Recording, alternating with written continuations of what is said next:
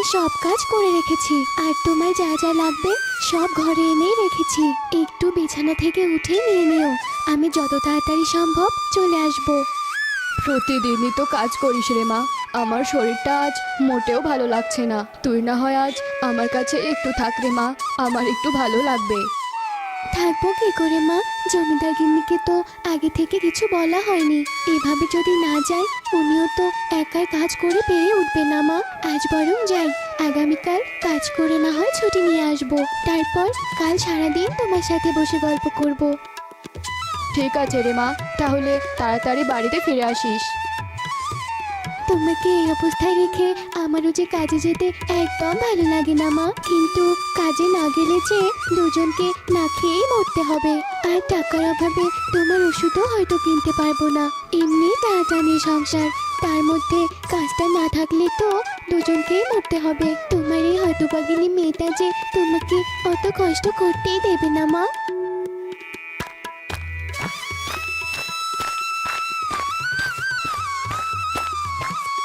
কিরে লতা, আজ এত দেরি করে যে কাজে এলি? জানিস না বাড়িতে কত কাজ, আর তুই ছাড়া যে একা একা আমি কাজ সামলাতে পারি না। তাও এমন দেরি কেন করলি বলতো?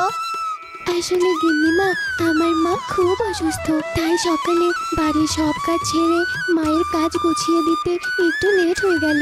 আমি ছাড়া যে মায়ের আর কেউ নেই যে করে দেবে, আর মায়ের পাশেও তো কেউ থাকে না।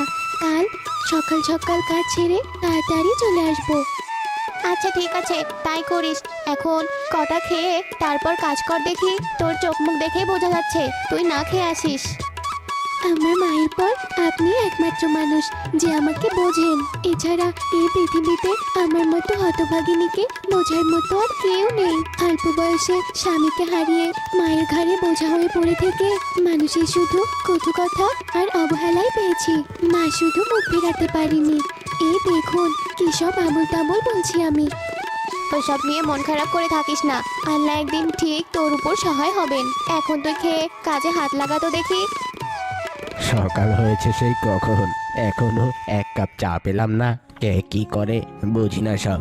কি কেউ কি আমাকে এক কাপ চা দেবে, নাকি আমি বাইরের কাজে চলে যাব?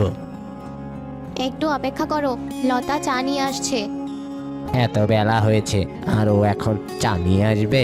এত বেলা কি করলো তাহলে ও? তুমি ওকে কিছু বলনি? বেচারির মা অসুস্থ, তাই আসতে একটু দেরি হয়ে গেছে। আসার পর আমি আবার কটা খেতে দিয়েছি, তাই একটু দেরি হলো। একটা দিনেরই তো ব্যাপার, একটু মানিয়ে নাও। তোমার এসব দেখলে আমার ভীষণ রাগ হয়ে যায়। এসব ছোট লোকদের সাথে এভাবে মেশার কোনো কারণ আমি দেখি না। যাই হোক, আজ আর চা খাওয়ার মন মানসিকতা নেই। আমি যাচ্ছি কাজে, তুমিও সব চাকর বাকরদের নিয়ে ব্যস্ত থাকো। মানুষের কাছে আর কত ছোট হতে হবে আমাকে, আর কত অপমানিত হব। আমি কি এমন অপরাধ করেছিলাম যে এত কষ্ট পেতে হচ্ছে? আমার যে এত অপমান আর সহ্য হয় না। এই মানুষটা এত মানুষের ভিড়ে থেকেও যে কেন মানুষ হয়ে উঠতে পারে না আমি বুঝি না। কিরে, তুই এখানে দাঁড়িয়ে এভাবে কাঁদছিস কেন? ও, বুঝতে পেরেছি, তুই জমিদারের কথা শুনে মনে কষ্ট পেয়েছিস। তুই তো জানিস উনি একটু ওই রকমই, মানুষের সাথে ঠিকভাবে কথা বলতে পারে না। এটা নিয়ে আর মন খারাপ করিস না, আয় আমার সাথে রান্নাঘরে। দুপুরের খাবারটা আবার সময় মতো না পেলে আজ আর রক্ষে থাকবে না। মা, এ কি লতা, তুই কি এই বাড়িতে শুধু মায়ের পেছন পেছন বসে থাকার জন্যই আছিস নাকি? খালি মায়ের পেছনেই বসে থাকবি, কাজ করিস আর না করিস। দিন শেষে খাবার আর মাস শেষে টাকা নিয়ে যাস, কাজের দিকে কি তোর কোনো খেয়াল নেই? এসব কি কথা তিথি? লতা কেন আমার পেছনে বসে থাকবে?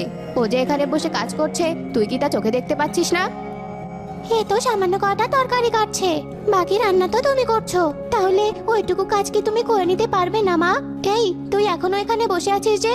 আমার ঘর অগোছালো হয়ে আছে, গিয়ে গুছিয়ে দিয়ে আয়। যা যা বলছি এক্ষুনি। এ কি রকম ব্যবহার তিথি? আমি যত তোর ব্যবহার দেখছি ততই অবাক হয়ে যাচ্ছি। এতদিন তোর বাবার এমন ব্যবহারে আমি বিরক্ত ছিলাম, আর এখন তোর কাজ করাতে হবে এসে ভালোভাবে বলতি, ও তো করে দিত। এমন ব্যবহার করার কি কোনো দরকার ছিল? বলার সাথে সাথে দেখ ও তোর কাজ করতে চলে গেছে। ও যে কেমন কাজ করে তা আমি জানি। এসব মানুষের সাথে তুমি এভাবে মেশো বলেই বাবা তোমাকে ছোট লোক বলে। নিজের রুচি বদলাও মা। অমন রুচির কোনো দরকার নেই আমার, তুই এখন যেতে পারিস।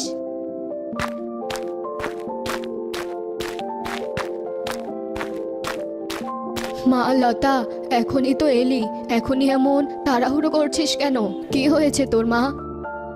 রান্না করতে হবে মা, ঘরে তো কোনো খাবার নেই। কেন আজ জমিদার বাড়ি থেকে কোনো খাবার নিয়ে আসিসনি? না মা, আজ কোনো খাবারই বেঁচে ছিল না। তুমি একটু শুয়ে থাকো, আমি এক্ষুনি রান্না করে আনছি। মেয়েটা তার মায়ের কাছ থেকে লুকানোর চেষ্টা করছে, কিন্তু আমি ওর চোখ মুখ দেখে ঠিকই বুঝেছি ও আজ কারো থেকে কষ্ট পেয়েছে। উপরওয়ালা, তুমি আমার এই সরল মেয়েটাকে একটু সুখ দিও, ওকে একটু ভালো থাকার তৌফিক দান করো।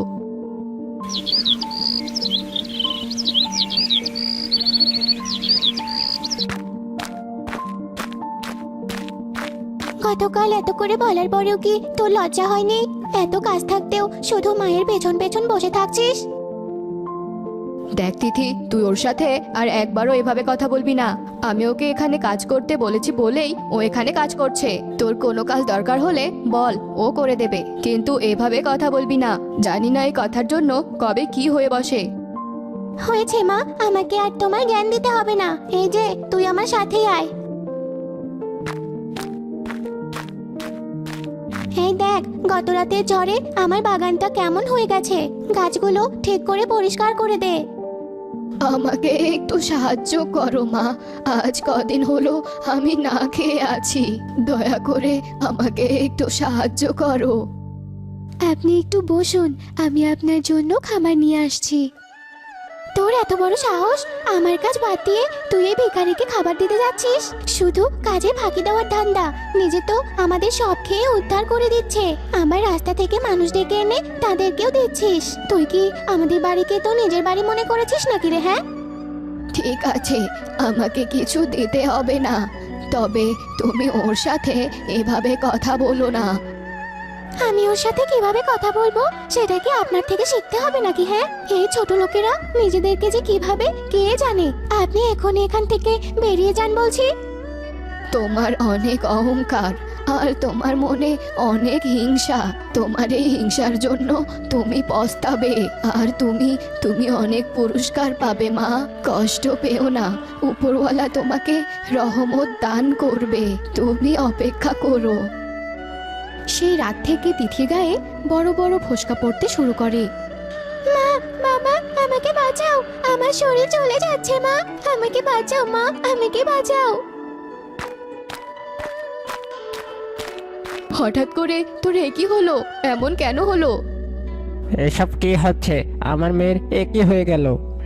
এখন এত রাতে কি বা করবো আমি? মা, একটু শান্ত হ মা, সকাল হলে কবিরাজ ডেকে আনিব, দেখবি সব ঠিক হয়ে যাবে। আমি যে আর সহ্য করতে পারছি না, মনে হচ্ছে আমি এখনই মরে যাব। আমাকে তোমরা বাঁচাও, আমার খুব কষ্ট হচ্ছে। ছটফট করতে করতে কোনো রকমে তার রাত্রি কেটে যায়।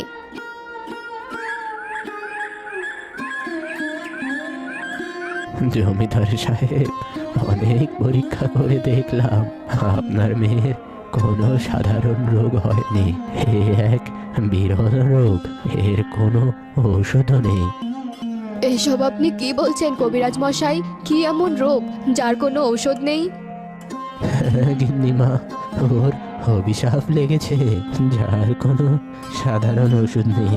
শুধু একটি মাত্র উপায়ে তাকে বাঁচানো সম্ভব, তাছাড়া আর কোনো পথ নেই। কি সেই পথ, সেটাই বলুন।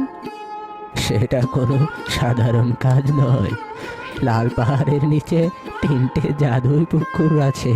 সেই পুকুরে একজন নিষ্পাপ মানুষকে ডুব দিতে হবে, তার সাথেই উঠে আসবে জড়িবটি। সেই 3 জাদুর পুকুর থেকে যে জড়িবটি উঠে আসবে, সেই জড়িবটির বেটে তার রস ওকে খাওয়াতে হবে। কিন্তু সমস্যা হলো যে ওই জড়িবটি আনতে যাবে, সে যদি কোনো পাপী হয়, সে আর বেঁচে ফিরতে পারবে না। এত নিষ্পাপ আমিও না। গিন্নি, তাহলে কি তুমি যাবে? আমিও তো এত নিষ্পাপ নই। তোমরা কেউ আমার জন্য যাবে না, আমি বুঝতে পারছি। তোমরা মারা যাওয়ার ভয়ে সেখানে যাচ্ছ না। ঠিক আছে, তোমাদের কাউকেই যেতে হবে না, আমি নিজেই মরে যাব। আমি যাব, আমি মরে গেলেও কিছু হবে না। আমার এই জীবন থাকা আর না থাকা সমান, তাই আমি ওই জড়িবুটি আনতে যাব। লতা সেই লাল পাহাড়ের নিচে থাকা 3 জাদুর পুকুরে যায় জড়িবুটি আনতে। এটা তো মনে হচ্ছে তামার জাদুর পুকুর, আগে আমি এটাতেই ডুব দেব। আল্লাহ, আমি যদি বেঁচে না থাকি তাহলে তুমি আমার মাকে দেখে রেখো, এছাড়া আমার আর কিচ্ছু চাওয়ার নেই। কি আমি তো বেঁচে আছি। শোনো মেয়ে, তুমি একেবারেই নিষ্পাপ, তাই আমার পক্ষ থেকে ওই বাক্সটি তোমার উপহার। ওই বাক্সের কাছে তুমি যা চাইবে তাই পাবে। তোমাকে অনেক ধন্যবাদ তামার পুকুর। এবার তাহলে আমি রূপার পুকুরে ডুব দেই। শোনো মেয়ে, ওই বাক্সের কাছে তুমি যা খাবার চাইবে তাই পাবে। এটা তোমার পুরস্কার। তোমাকেও অসংখ্য ধন্যবাদ। এবার এই সোনার জাদুর পুকুরে ডুব দেব।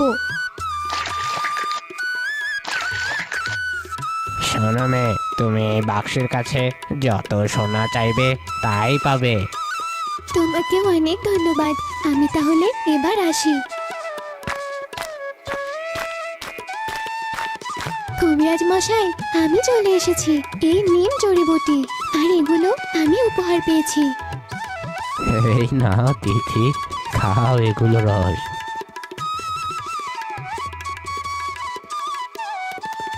তুমি সত্যি মহান, আজ তোমার জন্য এই মেয়ে বেঁচে গেল। তোমার প্রতি আমি কৃতজ্ঞ লতা, আমি তোমার কাছে চিরঋণী হয়ে থাকবো। আমি আমার ভুল বুঝতে পেরেছি লতা, তুই আমাকে ক্ষমা করে দিস। আমি আর কখনো অহংকার করব না। এইভাবে বলবেন না আপনারা। আপনি বুঝতে পেরেছেন, আমার কাছে এটাই অনেক। এখন থেকে দয়া করে দুঃখী মানুষদের সাহায্য করবেন। হ্যাঁ, এখন থেকে আমি তাই করব। আমাকেও তুই ক্ষমা করে দিস লতা। দয়া করে আপনারা এইভাবে বলে আমাকে আর লজ্জা দেবেন না। আমি তোকে ঠিকই চিনেছিলাম, তুই হলি খাঁটি সোনার চেয়েও খাঁটি। এরপর থেকে লতা তার উপহার নিয়ে তার মায়ের সাথে অনেক সুখে শান্তিতে দিন কাটাতে শুরু করে।